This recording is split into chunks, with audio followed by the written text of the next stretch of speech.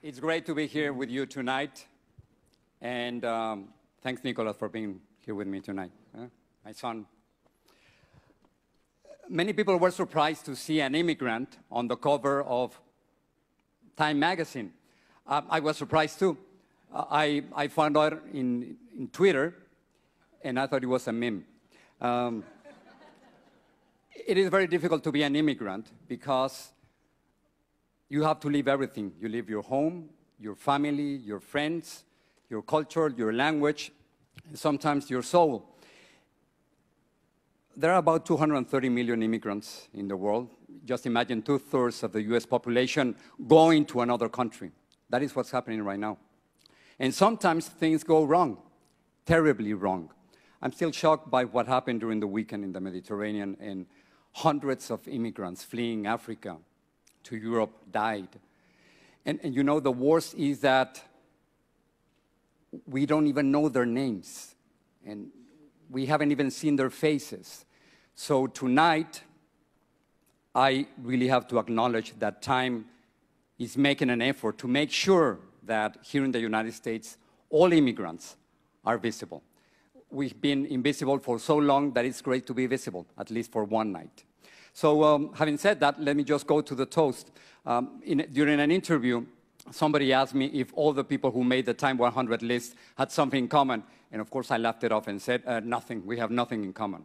But then if you really think about it, I think what you all have in common is that you are rebels. Really. You rebelled against a country or a president, or you rebel against a tradition or an industry, or maybe you rebel against a stupid idea, and that's why you are here.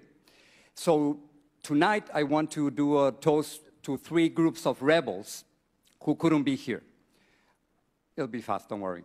The first one is very close to my heart. It's a group of Mexican journalists who have denounced corruption at the highest levels of the Mexican government. This is what's happening.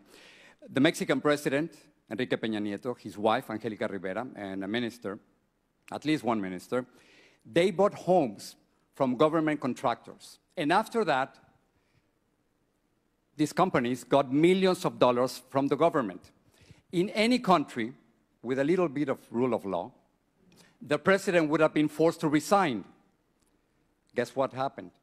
The president of Mexico didn't resign, and the journalists who denounced the corruption were fired. That is not saving Mexico. So if you don't mind, I'm just going to say a few words in Spanish so they can listen over there. Señor Peña Nieto, comprar casas de contratistas y luego darles millones de dólares en contrato, eso es corrupción. Por eso tanta gente quiere su renuncia y no nos vamos a callar. I think they're listening. So the first toast is for those journalists in Mexico and in Latin America who are speaking truth to power.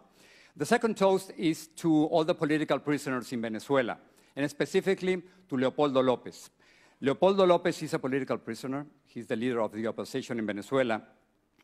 And the crime of Leopoldo López was to denounce the abuse of power, corruption, and the lack of democracy under the regime of Nicolás Maduro. So let's say something to Nicolás Maduro. Nicolás Maduro libere a Leopoldo López y a todos los prisioneros políticos. Solo en las dictaduras hay prisioneros políticos. And don't forget this name. Leopoldo López has been jailed for more than a year just because of what he was thinking. And the last toast is to my heroes, my real heroes, the dreamers. You know, they are young, undocumented students who came to this country when they were very young. They were brought here as children or as babies by their parents through no fault of their own.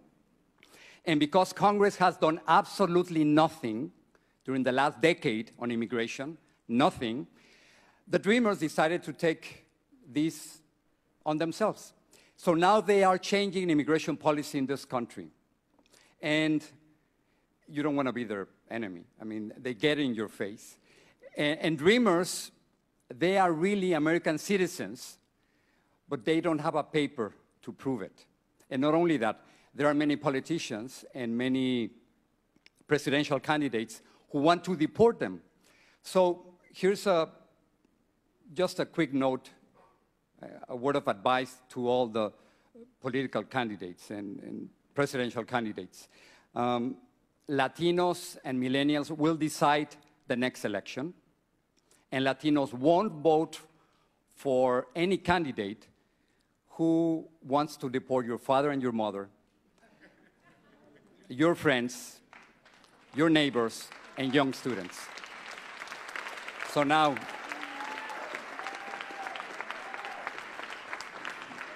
this is a toast for all the journalists in Mexico who are fighting corruption, for all the political prisoners in Venezuela, for the immigrants who believe that immigrant rights are human rights, and for all the rebels out there who are changing the world through nonviolence. Salud.